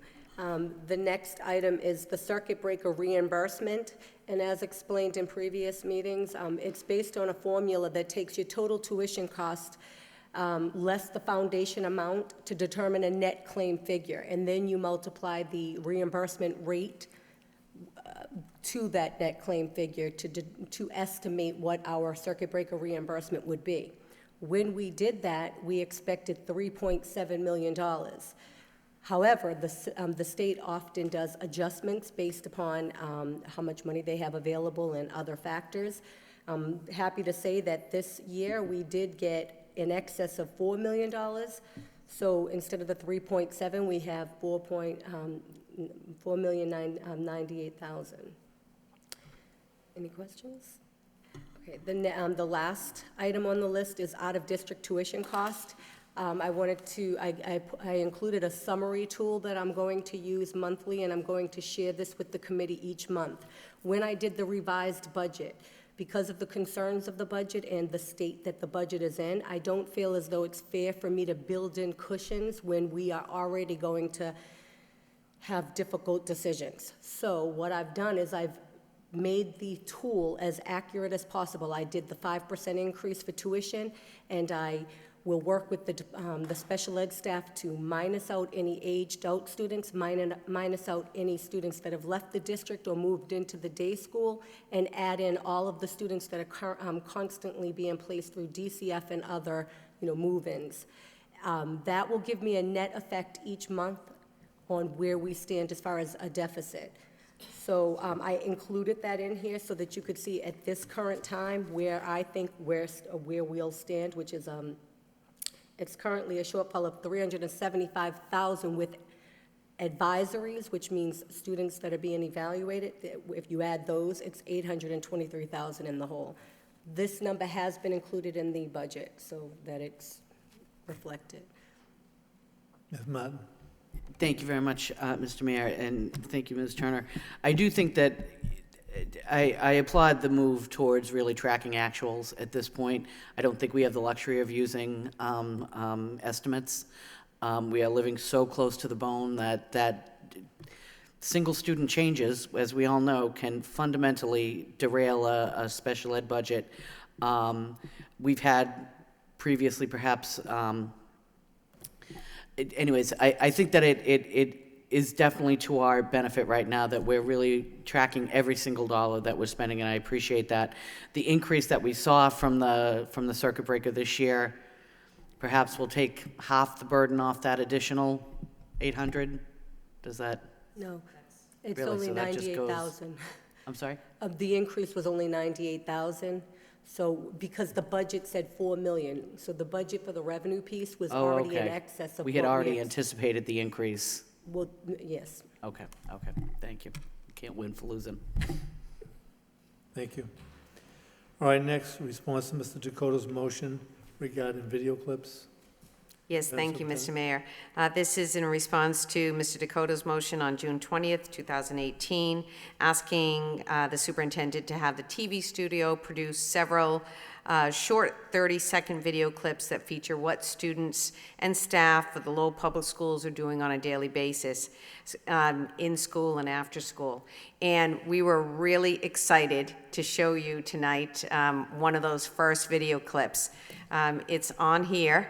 And for some reason, with the help of our technicians here, they weren't able to access it because they said it was done on a Mac, and we don't have the capabilities. So we even tried Ms. Desmond. She emailed it to him, but he wasn't able to access that either because we did it through Google. So just a few little technical. We promise we will have this for you because it is a good news piece. And so what I've been going out to all of our schools and talking to our staff, and I was out at, I think it was 6 or 7 today.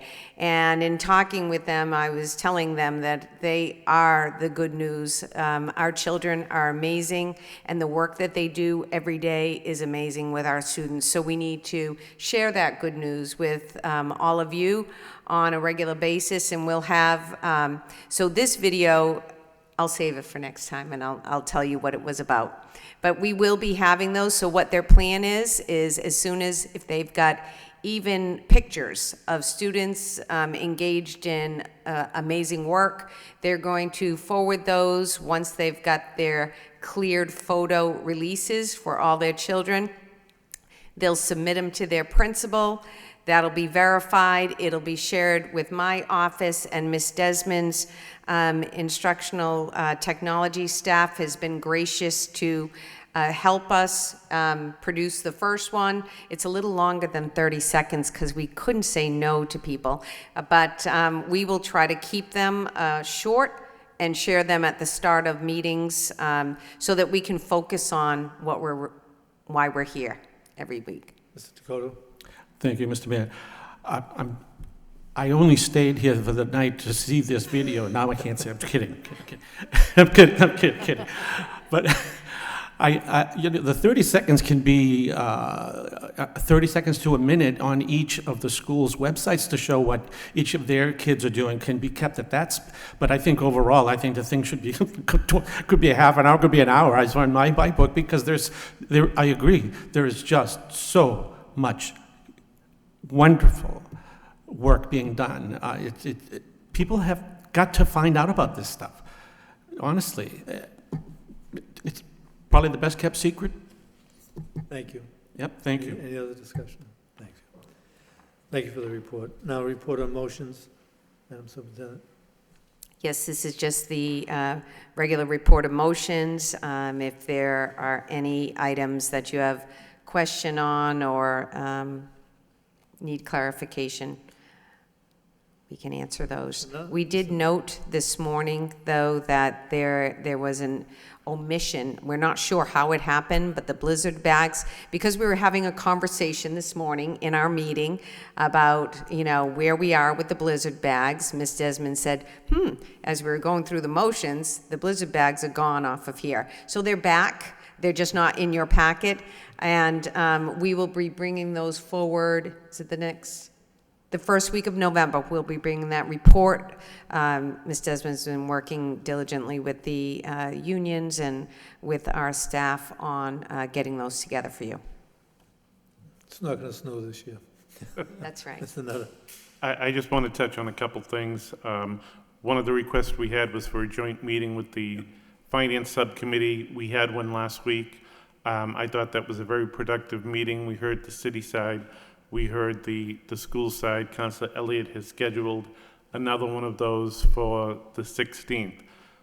We have a joint facilities subcommittee meeting on the 9th, and it can't come quick enough. I mean, this week we all received note that, we have received several code violations from the fire department for sprinklers that are leaking, are missing equipment.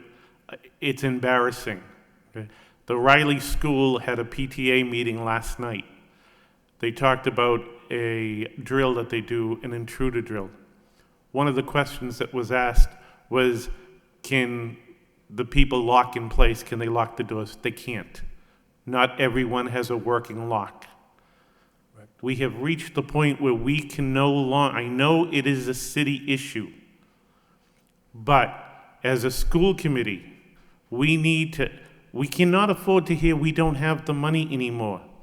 I know the budget, when it was presented to the city council, was based on a 2% tax increase. The city council has not yet voted to set the tax rate. According to the people that I've talked to, the city can still turn around and increase the tax rate. And we need money to make these fixes in public safety for our schools. Having locks that don't work is unacceptable. Having fire equipment that doesn't work and is in desperate need of repair so that we get fined. Do you realize that we have some schools that still don't have occupancy permits? This is atrocious. We cannot allow this to continue. So when we meet with the facilities again, we need to go over this. When we meet with the finance, we have to tell the city, we have to do something, whether go up, this year to 3%. We can't wait till next year when we're going to get hit with a 5% increase. We need to go up now. We need additional money because that's just for basic safety repairs. When parents have to hear that their kids can't lock down in place, when parents have to find out that we have sprinklers that are malfunctioning or not fully functioning to the point that we're getting non-criminal violation notices from the fire department, we can't allow this to continue. We cannot allow our kids to go to school in these deplorable conditions. And I had asked for inspections beforehand, and we were told everything's wonderful, everything's safe, we're working on it. We're not working on it quick enough. If we're getting these violations, we're not working on it quick enough. Thank you. But I think I've seen more action between the city council and the school committee than I've seen in years. So, these meetings, I do believe we'll have a product. As to timing, I agree with you. Okay, next we have personnel report, Madam Manager, Madam Superintendent, I'm sorry. Wow, I got a Give you a raise, you deserve it anyway. So. This is your bi-monthly personnel report of certified staff. Any questions, Mr. Nutter? I see that our Title I director is retiring as of next week. Do we have people in place to cover for that loss? So we have worked with the unions to put a plan together for someone to work for up to like a tutor salary to come in for 15 to 18 hours. I can verify that. And at key times so that we can ensure that the grants are addressed and the meetings take place with staff that typically do. I know last week we discussed the job that had been posted because we are required to turn in reports to DESE, especially, I believe, this month especially. Are we having someone working on those reports, and are we going to meet all our deadlines? So that was a discussion that I wanted to have with the committee in executive session relative to filling that position. But at this time, I would like to really reach out and say thank you to our administrative staff who have agreed to get some training tomorrow, starting tomorrow, to be able to ensure that we have at least this October deadline met for critical needs because this determines our funding. So we are going to work very, very hard. We're working with someone who'll come in, provide the training, and then hold our hand throughout. further discussion? Okay. Next, list of eligible teachers. Madam Oh. Superintendent. That's just our regular list of eligible teachers for your consideration. Okay. I'd like to jump down to enrollment figures. And the weekly enrollment figures. Mr. Lee. Thank you, Mayor. Just wondering, looking at the delta, the change, July 3 minus 757. I'm just curious why the number jumped so much, and then September 13 there's a plus of 947, and September 27 is a minus 125. Which is so much So fluctuation. there's a I'm just rollover curious. that we do in the district when we roll over students, but I can verify. So you're looking at the plus 947? Yeah, the 947, and also in July 3rd is minus 757. I'm just curious why the But I number think jumped that so is much. due to the rollover that we do when we change students from one grade to the next. So they're missing from a particular grade, but then they're added in, and graduation as well. Mrs. Hoey. Thank you, Mayor. Mr. Superintendent, how are we making out with all those paras, those one-on-one paras? Have you got that all squared away? We were able to, as we discussed with everyone, put in place the ones that were the high priorities. All right, I need a motion to accept this report of the superintendent 9/1 through 9/11 as a report of progress. Motion by Mr. Hoey. It's not a second by Mr. Hoey. All in favor? All right, next we have the home education, Madam Superintendent. Yes, this is a request from two families to educate their children at home. I need a motion to approve by Ms. Nutter, second by Ms. Martin. Roll call. Mr. Nutter? Yes. Mayor Samaras? Yes. Mr. Dakota? Yes. Ms. Doherty? Yes. Mr. Hoey? Yes. Mr. Lay? Yes. Ms. Martin? Yes. 7 yeas, approved. All right, next we have budget transfer. I need a motion to approve the budget transfer for $13,000. A motion by Ms. Doherty, second by Mr. Dakota. Roll call. Mr. Nutter? Yes. Mayor Samaras? Yes. Mr. Dakota? Yes. Ms. Doherty? Yes. Mr. Hoey? Yes. Mr. Lay? Ms. Martin? 7 yeas, approved. Then we have accepted a donation from the Health Department, so I need a motion to accept the donation from the Health Department. I need a motion by Ms. Doherty, second by Mr. Hoey. Thank you. Roll call.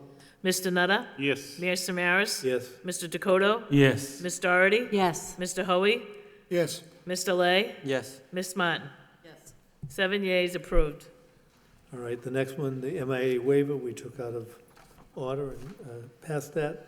Next, we have convention and conference requests. First, we have the motion, I need a motion to add a conference to this. Madam Superintendent, do you want to? Yes, I would like to ask permission for the committee to add one additional conference that came to us later after the posting, but it is something that is to happen on October 7th. So it would be too late to have it on the next committee. It's requesting permission for Stocklosa ELL teacher to attend an out-of-state conference in New York on qualities of powerful essay writing with Lucy Calkins. Okay. Need a motion to accept by Mr. Hoey, second by Mr. Dakota. So I need now a motion to add that to a conference and to approve both conferences. So motion by Ms. Martin, second by Mr. Dakota. Thank you. Professional personnel? I'm sorry, roll call. Mr. Nutter? Yes. Mayor Samaras? Mr. Dakota? Yes. Ms. Doherty? Yes. Mr. Hoey? Yes. Mr. Lay? Yes. Ms. Martin? Yes. 7 yeas, approved. Okay, professional personnel, Madam Superintendent, anything?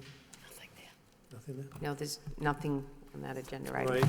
right, at this point, rather than adjourn, we're going to go into executive session. So I need a motion to go into executive session for the purpose of discussing collective bargaining litigation report and collective bargaining legal update, public discussions of which may be detrimentally affect the school committee position to adjourn, and we'll adjourn from executive session. So I need a motion by Mr. Doherty, second by Mr. Hoey. We will now withdraw from this session. We need a roll call and then go into executive session. Mr. Nutter? Mayor Samaras? Yes. Mr. Dakota? Yes. Ms. Doherty? Mr. Hoey? Yes. Mr. Lay? Yes. Ms. Martin? Yes. 7 yeas, approved. Yes. Thank you.